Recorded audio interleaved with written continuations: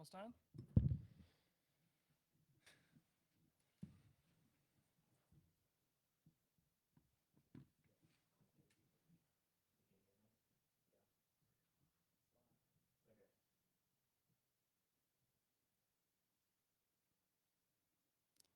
Hi, and good afternoon, everyone. My name is Ryan Zimmermas. I'm the lead economic recovery program manager with DED, and I'm joined today by Lydia. Can you introduce yourself, Lydia? Yeah, so my name's Lydia. Surprise, surprise. I am the program manager at the economic recovery team. And specifically, what Ryan and I are talking about, I am the program manager for the Recovery Housing Grant Program. Yeah, that's right. So we'll be talking about recovery housing under the North and South Omaha Recovery Grant Program today.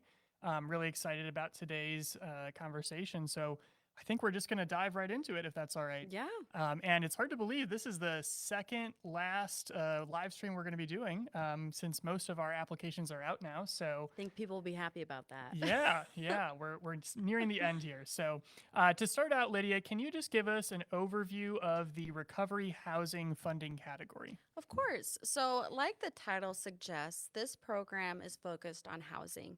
So, we're looking for specifically gap for projects to address gaps that are in the local housing ecosystem.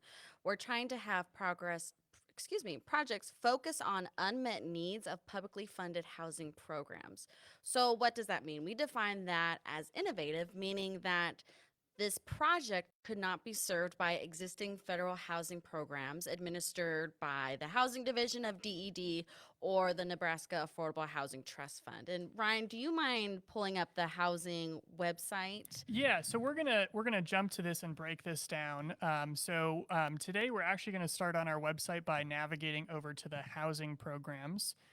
So the actual recovery housing program will be under economic recovery, which is right over here. But we're gonna start today under housing to kind of break down the eligibility for recovery housing.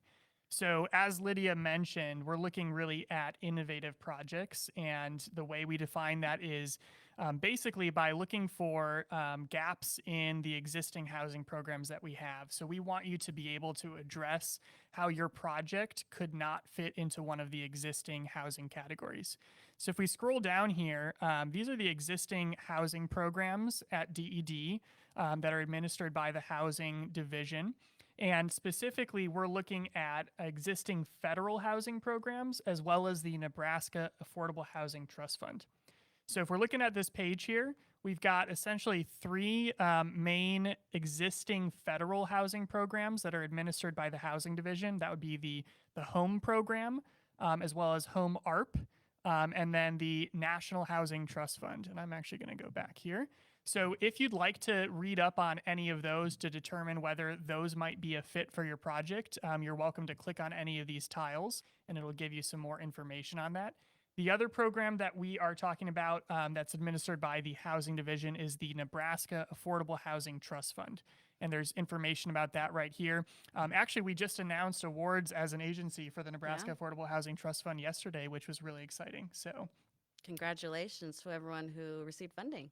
yeah, so that's kind of where we wanted to start, just to show everyone where you can find more information about our existing housing programs. And again, this is important really for two reasons. Number one, this is how we're defining innovative. So if you look at those four programs and you're saying, you know what, my project could not be served by one of these existing programs, that would make you potentially eligible for recovery housing. And the other reason we want to point this out is because there are a lot of really great existing housing programs at DED. This is really just one specific program that we're talking about today, recovery housing, which falls under the North and South Omaha Recovery Grant Program. But we want to make sure that folks are aware that there's other resources out there. And this is a great landing page to start at. There's also some contact information below here on this map for the housing team. You can specifically reach out to Terry Doss, our Metro rep, if you're in the Omaha area and are interested in learning more about some of the existing housing programs. So this program is a new housing program.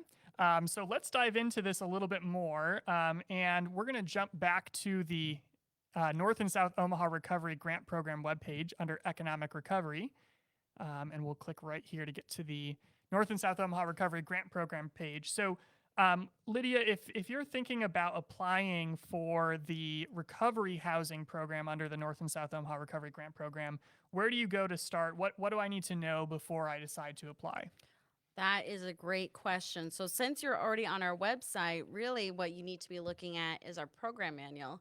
So, if you want to pull that up, Ryan, and I can show where you can get more information on the Recovery Housing Grant. Okay, so under program resources here, we've got the North and South Omaha Recovery Grant Program Manual. I'm going to click on that. And Oh, it actually perfect. jumped right to it because I think we were on there before, but we're going to start at the top here so that we can navigate to it. So, which section should we be looking for? I think it's section 3. Yep. Okay. So, Oh, I was right. 3, Good. eligibility. We'll jump down here. And it's number 6. Yes. I have a hard time with Roman numerals. So. Okay. We'll keep going here. So, there's 1, 2, 3, 4, 5, 6. Here we There go. we go. Recovery housing grants. I'm going to zoom in there to blow that up for everyone. Great. So now you can see, Ryan, we have some eligibility requirements with this program. So one of the main requirements that is applicable to all programs under the North and South Omaha Recovery Grant Program is that you have to be listed in the coordination plan and or the appendices. That again, that's standard for all our programs. If you qualify for that, the other program-specific eligibility requirements are that you need a minimum economic impact score of 2.0. Again, you can find that score when you find your proposal ID under the coordination plan or appendices. So let's take a break real quick to start by addressing those two things, just in case folks are new to this and not sure where to find that. So we're going to hop back over to the DED webpage. We'll go to Economic Recovery and the NSORG program. And you said, first of all, you have to be listed in the coordination plan or appendices, right? Correct. So a copy of that plan and the appendices can be found at this link here under who is eligible to apply. That's right underneath the map on our website. So we're going to click on that here. And we've got the coordination plan on this first part and the appendices here. Mm-hmm. And I think the one that we like to recommend is Appendix G, correct? Correct. It has a summary of every proposal that was listed. Absolutely. So all application proposal summaries here. Here's where you can find your project ID number, which will be listed up here from 2 to 370, as well as your economic score that we were just talking about. And that is listed kind of on the bottom on this table underneath each of those proposals. So can you remind us again what the minimum required economic score is for recovery housing? For recovery housing specifically, it is 2.0. Okay, and here that is in the program manual. So projects must have received an economic score of greater than or equal to 2.00. Absolutely. That is different, however, if you are listed in the coordination plan as a catalyst project or a quick win. And I don't know, Ryan, if you want to pull that up Sure. so viewers can see what that might look like. Yep, so we're going to jump back over to the coordination plan, which is that first link over here. And as Lydia mentioned, the catalyst projects, which are highlighted over here, there's a couple of different tables. We don't have to jump through every single one of them. But if you're one of these catalyst proposals or a quick win, which I think is table 8 down over here. Here we go. Here's the quick wins. If you're listed as a catalyst or quick win, then that minimum economic score of 2.0 does not apply to you. Correct. Okay, perfect.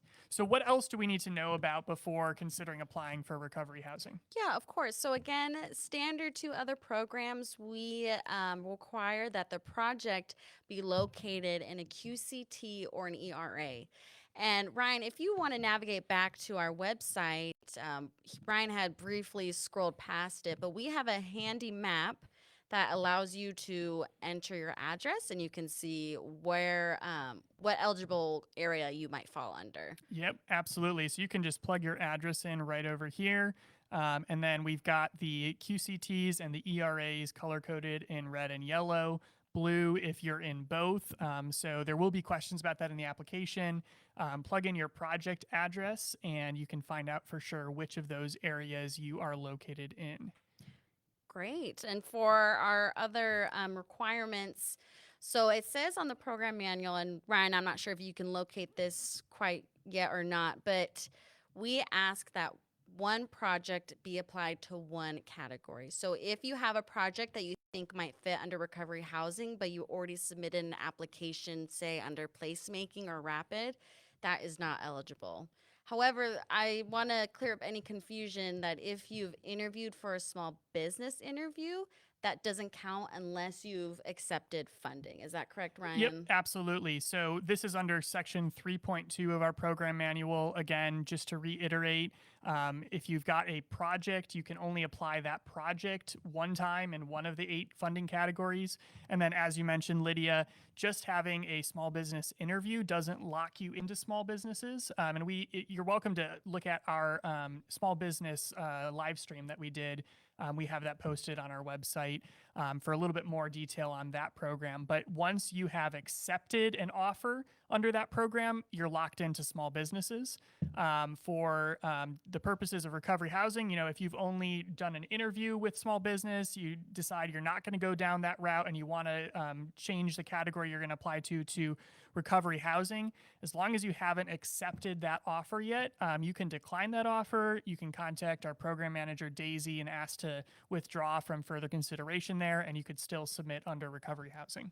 Great, thank you. Our next one is projects that are already funded through our other program, the QCT Affordable Housing Program. Those projects are not eligible to apply.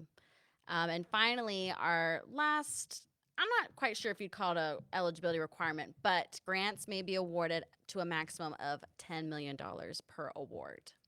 Yes. And so just to clarify, going back to the point you made before about projects that have already, and I've got this highlighted here, projects that have already received funds under the QCT Affordable Housing Program. So that's actually another program that you're the program manager for. Yes. And that was one that we made awards for around this time last year. So that prohibition on those projects only applies at the project level. So Correct. if you're an applicant that was funded under the QCT Affordable Housing Program, and you've got a completely distinct project from the one that was funded, you still would be welcome to submit that project under the Recovery Housing Program. It's really only the project that has received QCT Affordable Housing funds. We want to make sure that those projects are not applying for the North and South Omaha Recovery Grant Program. Perfect. So that kind of covers the eligibility, kind of some of the considerations you might want to be thinking through before you apply. So assuming you've gone through and you've decided that this is an innovative project, it couldn't be served by other housing programs, you check all the boxes on the other eligibility requirements, and you're ready to jump in and submit an application, where do we go to find the application for this? You're going to go back to our handy dandy website, and I think you have the tab open already. There we go. I think you scroll past the map and you should come across those tiles that we'd mentioned earlier, and you'll see previous tiles of programs that have already been opened and closed. So if you'll scroll down further towards the end, recovery housing grants, you'll see the opening date was the 13th of this month, and the closing date is a month from now or from that date, and that is November 13th. You'll see my name and my information, and you'll click on that apply now button. Yeah, and just to clarify for that closing date, that's going to be at 5:00 p.m. Central Standard Time. We'll talk about this more, but we always encourage folks to submit early and often. So Yes, of course. if you can submit at noon, make sure that you're getting in well before that 5 p.m. deadline. That way, if you do run into any technical issues or have any last minute questions or assistance that you need, you'll still be able to reach out and get those things cleared up before the 5:00 p.m. deadline. The system will lock you out at 5 p.m. So we're going to go ahead and click apply now, as you mentioned, and that brings us to the recovery housing kind of application portal page here. And there's some basic information about the program here. So to apply, we're going to actually click on this apply button up here. And when we do, it's going to ask for a login. What should we do if we have never used Amplifund before and need to create an account? Ryan, I think you've asked this question 5 different times, but I'll remind you. So you're going to click that register button, and it's going to navigate you to a new page, and you're going to fill out some basic information, an email address, name, and whatnot, and you should be able to register no problem. Perfect. Sorry for asking that question so many times. I'm Just willing want to to really answer. drive it home. So there should be no doubt how to create an account at this point. So we've got our test account here queued up. We'll log in using that so that we can access the application here. And we'll go ahead and click apply. Just as a note, if you have two separate projects that are listed in the coordination plan or appendices, you can have multiple applications. Um, if you've just got the one that you're going to be applying for, obviously it would just be the one. But if you wanted to start a new application, you could click here. If you've already started an application and you want to come back after having done some work and saved, that's where you'll access the one that you've already started right here. So we're going to actually click on this one here. So I think to start with, we'll just jump to the first section here, which is project information. This is where you can fill out the application name and the amount requested. I think our main tip for naming your application is just to make it unique and understandable about what the project is, right? Correct. So name of project would go here.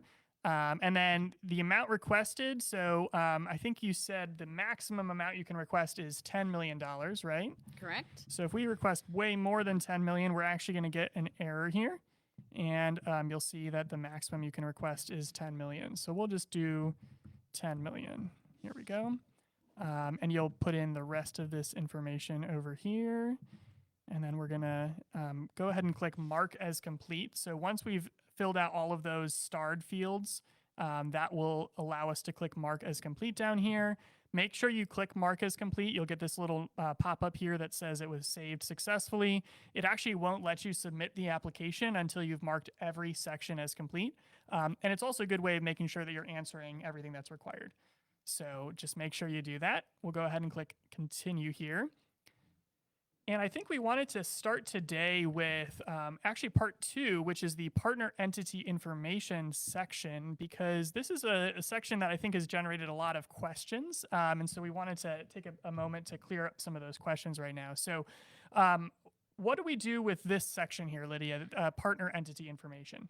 Yeah, so this is the opportunity for you to list any partners that might be joining you in this project. We at DED, we say that how you define partners is up to you. We just ask that any partner coming in that they do not change the scope of the project and that, essentially they're just supporting the project.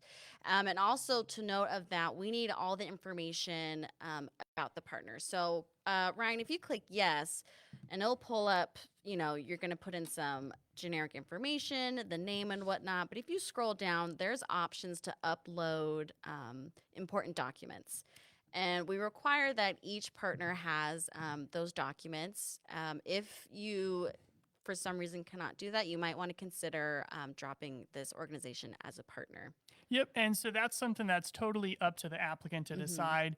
It's really up to you to define who is a partner and who is a letter of support, right? Yeah. And there's probably some way that what kind of a level of involvement that potential partner or supporter might have in your project. So just do be aware that there are a number of documents where essentially we're vetting the partners the same way that we're vetting the lead applicant. So the same kind of documents, such as your 990s if the partner is a nonprofit, of course your Secretary of State certificate of good standing, as well as the legal attestation form, which is linked down here. You'll have to upload it over here.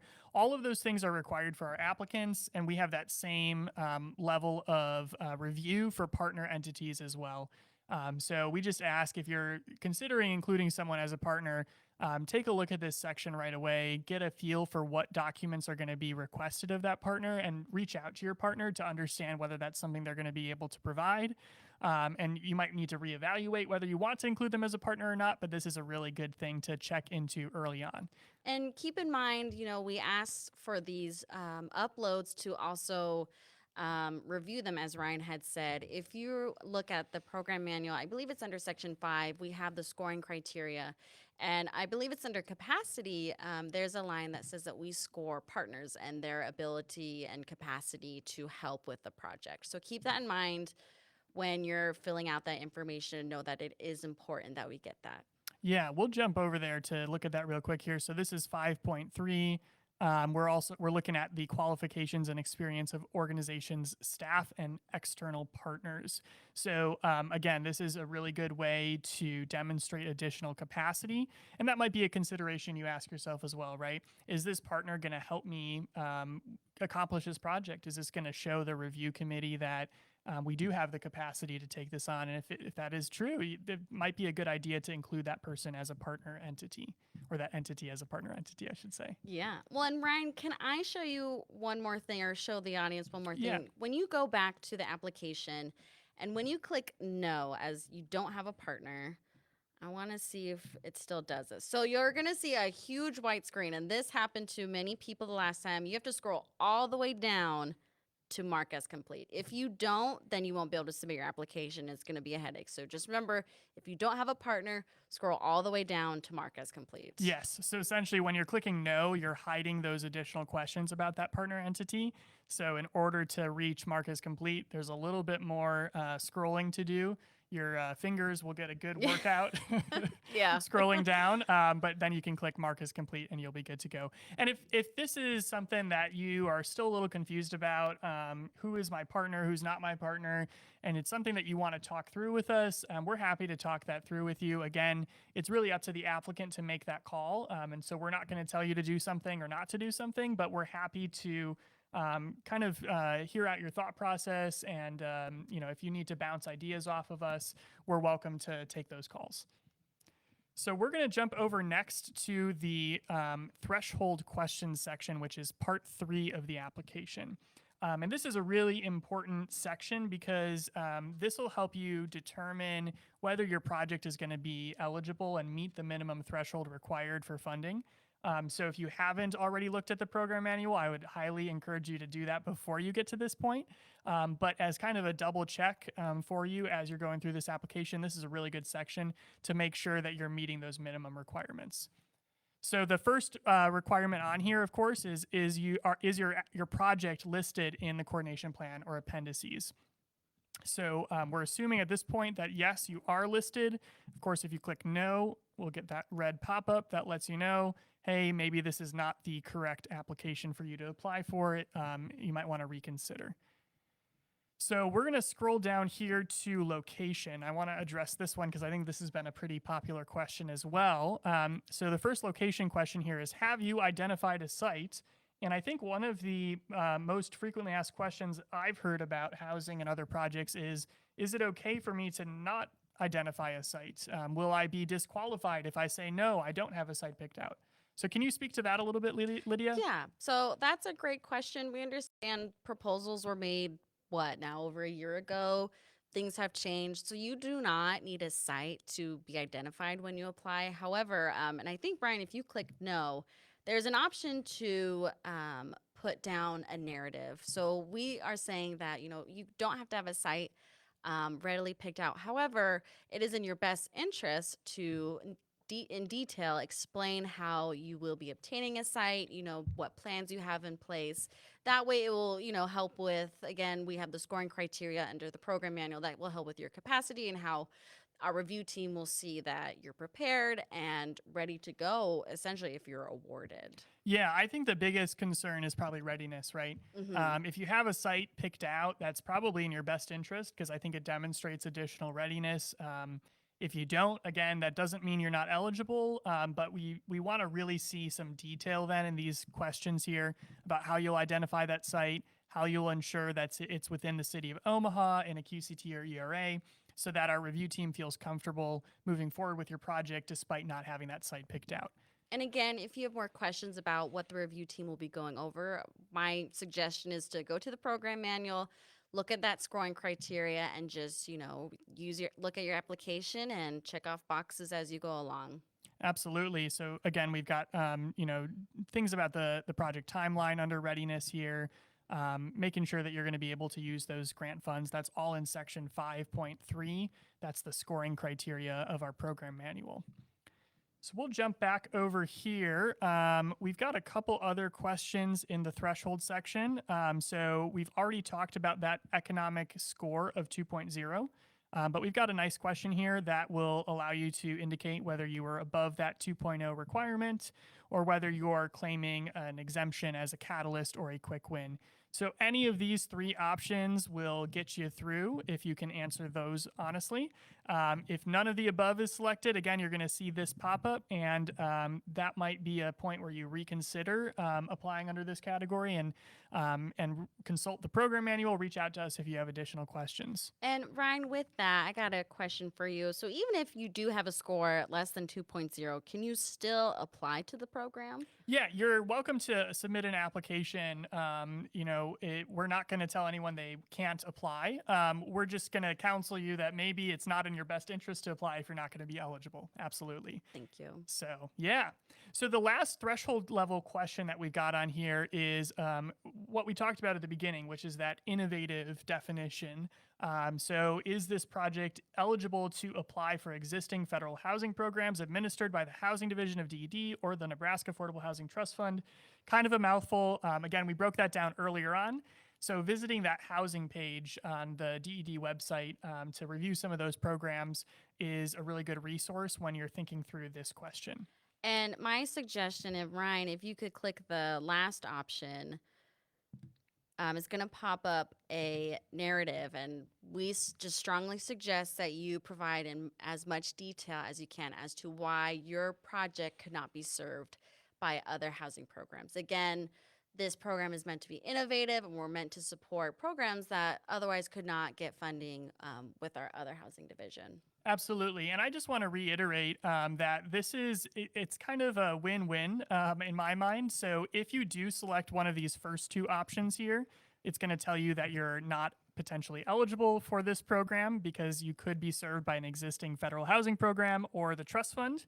But that actually is good news because that means you can submit this application under one of those other programs. So even if you may not be able to apply to the the recovery housing round of NSORG, there are other options for you. And if you're selecting one of those and that's what's kind of counting you out of this, that does actually mean you have another route, another way that you can go.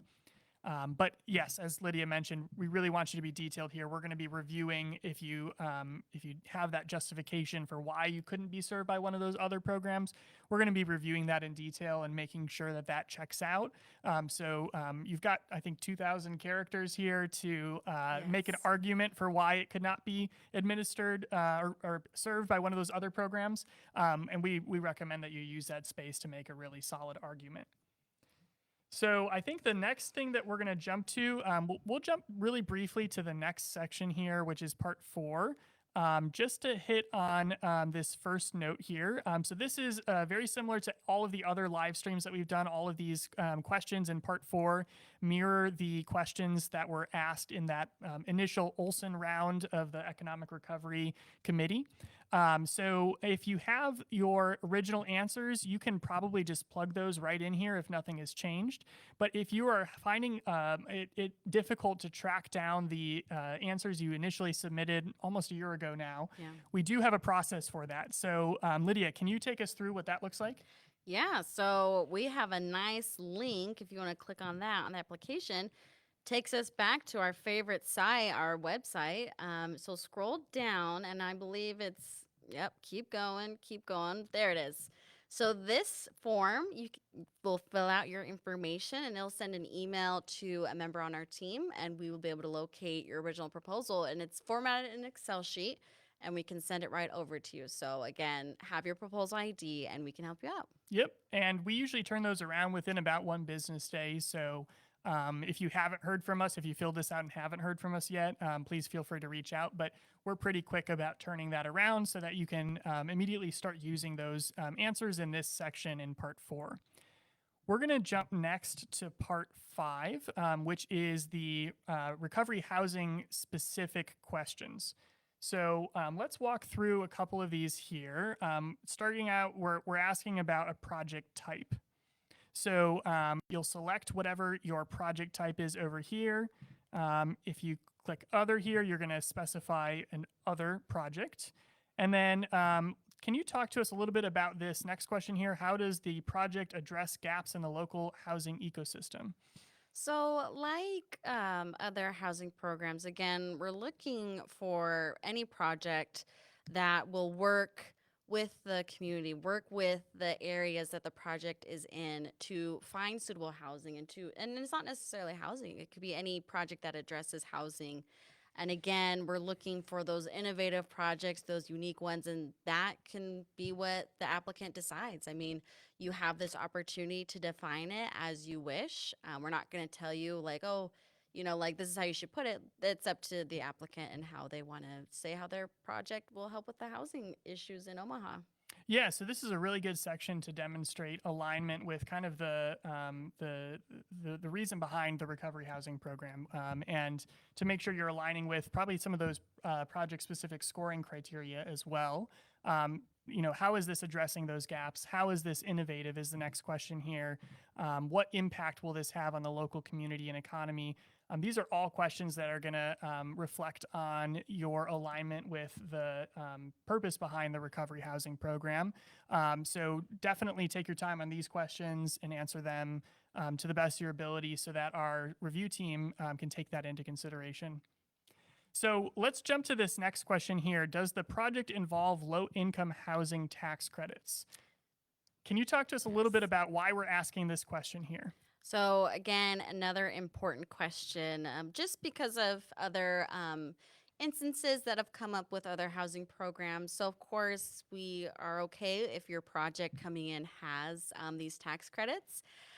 We just want to reiterate that this fund is administered as a grant. This fund will not be administered as a loan, but as a grant. And so, to help us and to help you, we have a narrative where we want you to explain how you're aware that this is a grant and how it will work with those tax credits and whatnot. Yep. So we just want to make sure that everyone has a clear understanding from the get go here about how this grant will be structured. And we'd like to see you provide a little bit of input about how that will work with your project. Obviously, every project is different. So we just want you to make us comfortable that you are understanding that this is going to be a grant and maybe having a little bit of a narrative to explain how that fits in with the tax credit deal if you are structuring it as a tax credit deal. If you say no, this doesn't apply to you, you don't have to answer that. But especially for those LIHTC projects, we want to kind of get on the same page with you about that right off the bat. And then we have another question here about the number of units. So is the number of units created or rehabbed known for the project, yes or no? And if we say yes here, we'll ask you to include the number of units that will be created or rehabbed. You have a little bit of space here to explain that. If you say no, we're asking you to explain why. And I think that as we think about a lot of housing programs, a lot of them are really focused on units. And so I think that as an innovative kind of a fund for housing, we're trying to give you the option of maybe detaching your project from being tied to units quite as much. So there's, I think, a variety of projects that might look at addressing housing in innovative ways that may not be directly tied to producing units. And we want to give you space here to explain how it might not align with what we normally see in housing applications. In terms of knowing the number of units that are going to be produced as a direct result of the project. So we give you space here that if you are doing some sort of an innovative project that isn't directly tied to units, you can explain to us how that works and we can take that into consideration. So I think that covers this section. And the last section we wanted to look at is actually the budget section over here. Always helpful to review this because I think that this is a really important section of the application. So it's important to spend time on this. Not always the most intuitive if you're new to Amplifund as to how this all works. So we just wanted to kind of walk through this a little bit. So Lydia, as we're putting together our budget for the project here, what sort of things should we be thinking through? Yeah, so when you first look at this, I just want to make note that with the total revenue budget costs, we have parentheses 10 million. That is the number that Ryan had inputted earlier on part one. It was amount requested or award requested. Exactly. So we'll We're hop going back back to it. here. Here it is, Oh, award perfect. requested. Yeah. So that number is populated into the budget already for you. Perfect. So if you need to change that, you'll have to hop back over to project information and update that over here. So let's go ahead and do that just to demonstrate. Let's do 5 million and we'll go ahead and save. And then we're going to hop back over to the budget. And now that 10 million says 5 million over here. So good point. If you are struggling to figure out how to edit this, this total overall budget cost and the amount of grant funds requested in this line here, that is a great tip. You'll want to hop back over to project information. Great. And another note is that when I was, creating the application, I created some line items that might be useful to you and they might not be. So I have construction, acquisition, and grant administration. When you want to add a line item, you're going to click that plus button to the left of it. You're going to name it. So you could say, what's a good one? New construction. I love it. You can be as specific as you'd like. You can then put in what your budget will look like. And, we've been asking for a narrative to help with our review score because, we have to make sure that it still fits within the parameters of the budget. And we, again, on the program manual, we talk about non eligibility stuff about, is the project strictly on like broadband or streetscaping. So if you think you might have something that might look like that, say you're like talking about infrastructure for outside, just make sure you have that narrative that explains how this is still related to the program. Absolutely. And the more detailed you can be in the narrative section on the application end will really help you down the road. As you are getting into the post-award phase, hopefully, if you're awarded funds, and submitting invoices, having that really detailed narrative and having a really clear budget makes it a lot easier as you're reporting expenses. So we'll go ahead and create that just to show what that looks like. So here, this new construction line item that we just created shows up. If I need to delete that, there's a little trash bin here. If I need to go back and change something on it, I can click the edit pencil. So if I wanted to create a budget category that is not already one of the ones listed here, what would I do for that? So Ryan, you're going to go to that create new category line item and you're going to do the same thing you just did. You're going to click that plus button to the left. Okay, and you'll type in your new category name here, whatever that might be. Once that new category is created, now you'll see that as one of the categories on here, and you can create a new line item. So we'll call that new line item name. For whatever amount of money is going to be under that line item, and you'll click create and it'll automatically plug that in here. Just as a note, it does the math for you here, so it's going to add up your total grant funds here. Here's the award that you're requesting, and it's going to balance out that. So it shows us we still got like $3.9 million that we need to allocate to different grant categories here. And one more thing I just want to mention about the budget.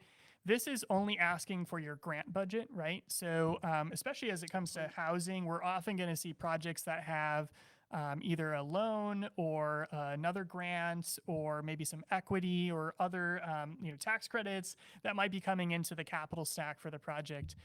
So this is not the place to put in those other items. We're not asking for you to report your match in this section. We're just asking for you to report how you're going to be spending the grant funds. If you want to have a place where you can put in some of those other funding sources that you've already secured, there's actually a section in part 4, and we can jump back to that real quick, towards the bottom, called duplication review, where we're actually going to be asking what you've already received funding for. So have federal, state, local funding sources been secured?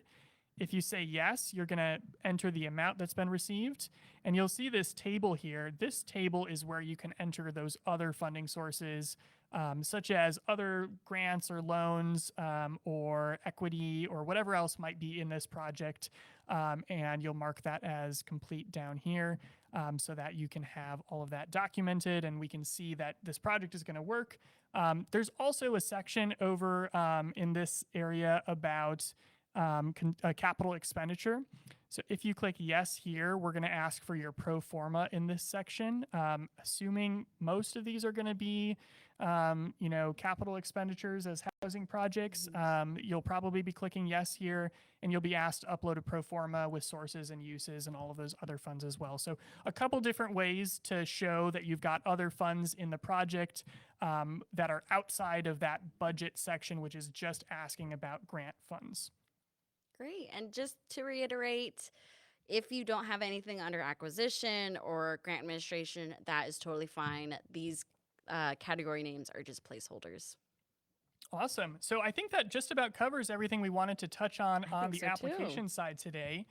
We're going to jump over to questions in just a minute. So if you've had any questions that have come up for you as you've been watching today, feel free to comment on this post, and we will try to get to as many of those questions as we can today.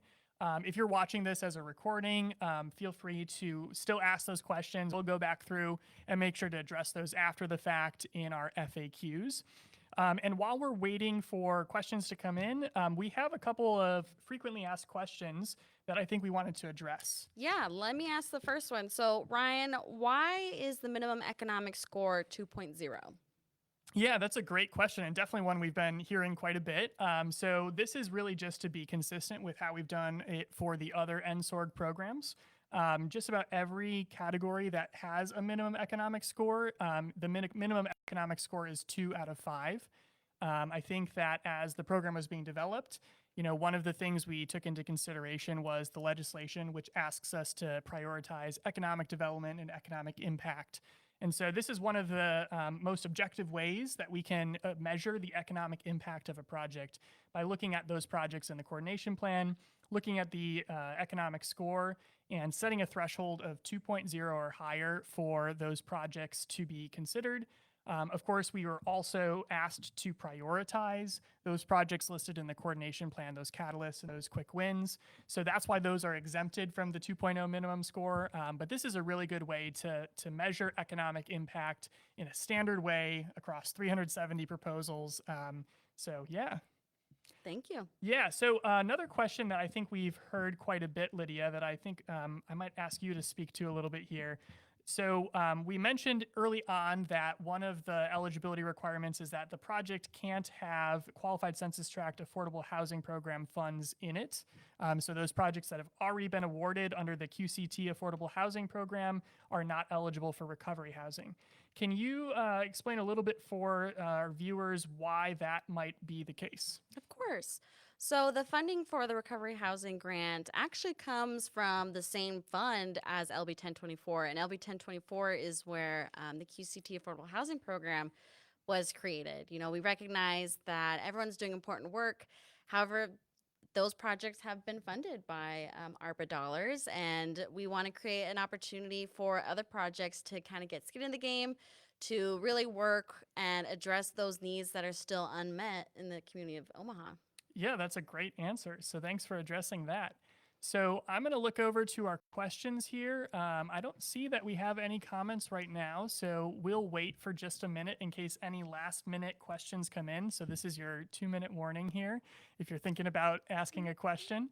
While we're waiting for any last minute questions to come in, we'll just hop back to the website one more time here to throw in a quick plug for the frequently asked questions. So we're going to go over to program resources, and you'll see our FAQs, this third link down here.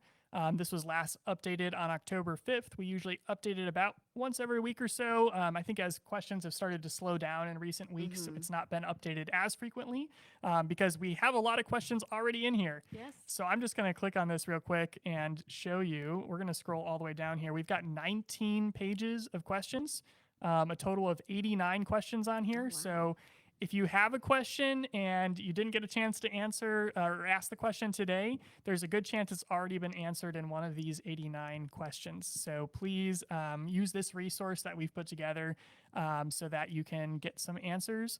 But of course, if you have additional questions, we mentioned earlier, Lydia's contact information is right here for recovery housing.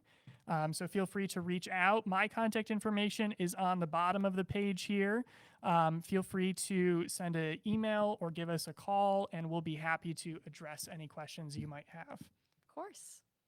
All right. Well, seeing as there are no questions, I think we're going to call it a day. So thanks everyone for watching. Thanks for being here, Lydia. Yeah. Glad to be back. All right. Have a good rest of your day, everyone. Take care. Thank you, everybody.